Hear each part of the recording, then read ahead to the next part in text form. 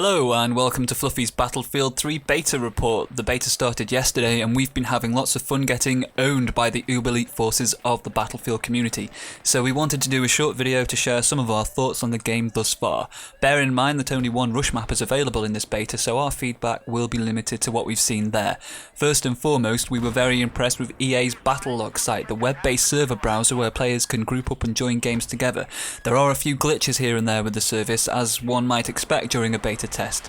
For example, when scrolling down a server list, the Join Server button might randomly become unstuck, requiring you to scroll back up to the top of the page in order to click it. The player interaction seems to be quite buggy at this stage as well, as players may not always see group invitations sent by their friends until they log in and out of the Battlelog site. These issues aside, the service seems to work fine and it's going to get plenty of thorough testing throughout the beta period. It's a new idea having this kind of browser-based multiplayer service, and while it may work well, I still would have preferred these menus and stats to be accessed from inside the game client. Something about switching back and forth between the game and my desktop whenever I join a new game just feels weird.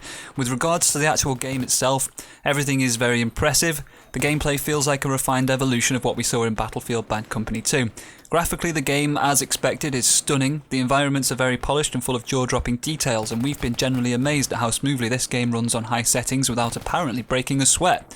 We do have a few major complaints though. Once in a game, it would appear that there is no actual squad management. The player is simply put in a squad and given the option to leave and find another squad, which the game does for you.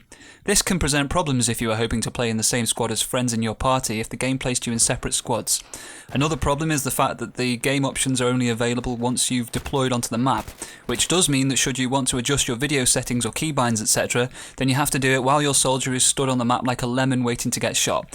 Not ideal really. This also makes it impossible to exit the game after a round until you deploy your soldier onto the next round. There's also an issue with the prone mechanics at the moment, which causes people to shake and twitch when they are crawling across certain parts of the level. We also felt that the scope glinting from snipers could possibly do with being toned down a little, as this is quite easily spotted once you've figured out what it looks like. All in all though, Battlefield 3 is shaping up to be an amazing game once DICE and EA iron out the bugs and address the interface issues.